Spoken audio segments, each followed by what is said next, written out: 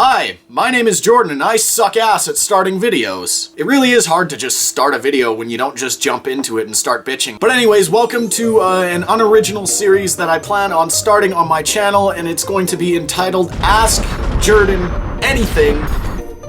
And it's basically, you guys ask me questions and I narcissistically answer them and pretend that people give a shit. And our first question is really quite fitting for the first question of this series. Why did you start YouTube? And it's actually rather simple why I started YouTube. I was watching a YouTuber that does like rants here. I don't really want to mention names, but I was watching him and I'm like, yeah, that seems pretty easy. Plus, I was like kind of a loser in high school. I didn't really have very much of a social life, so I really had a ton of time on my hands. So I figured, fuck it, I'm gonna start posting videos and I'm gonna start uploading videos to YouTube. And they were terrible at first, by the way. They were just awful.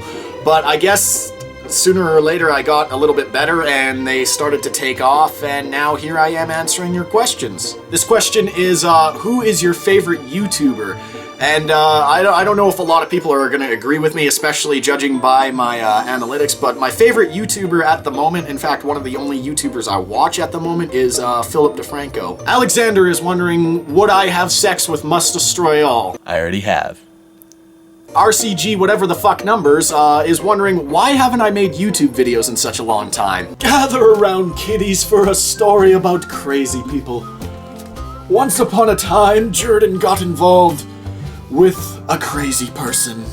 And this crazy person demanded all of Jrdn's time and money. And then Jrdn decided there was more to life than crazy person. So now I'm back to making shitty YouTube videos. Asks, do you have a regular job or do you just do Spodermen and make YouTube videos for a living? Well, I don't actually make YouTube videos for a living. YouTube is more of a hobby for me. That's why I don't upload very often to like the Spodermen channel or whatever, whereas if it were a job, I would probably hate to do it because writing for that shit is just extremely difficult with the niche I've created for it. But I do Twitter. I do some stuff on Twitter for a living. I go on, I have to write tweets and blah blah blah. I run big Twitter pages. It's really difficult to explain, but short answer, I do Twitter for a living. Will asks, how did you come up with the idea for Spodermen? And this is actually a really lame story. Back in like, I think it was July 2012, I like I said, I had no friends, I had no real social life, and I was really bored. So I was scrolling through Facebook and I saw a picture of Spodermen and it had like a really funny caption.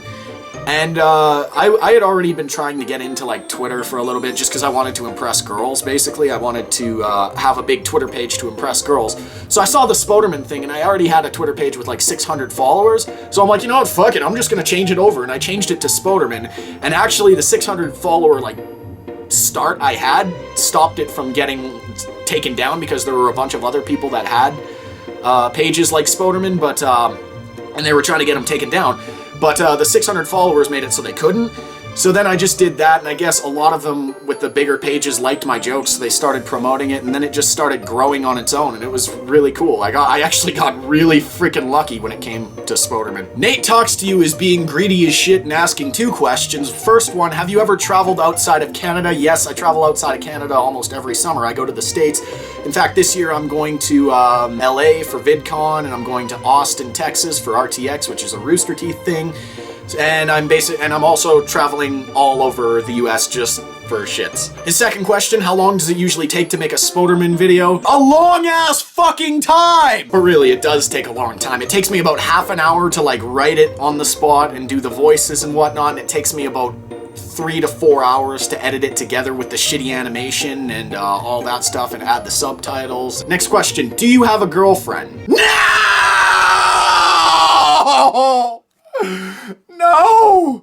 Oh, no. If you don't, can I be your girlfriend? Well, I actually plan on steering clear of girlfriends for at least another few months. Well, that's all the questions I picked out for this video.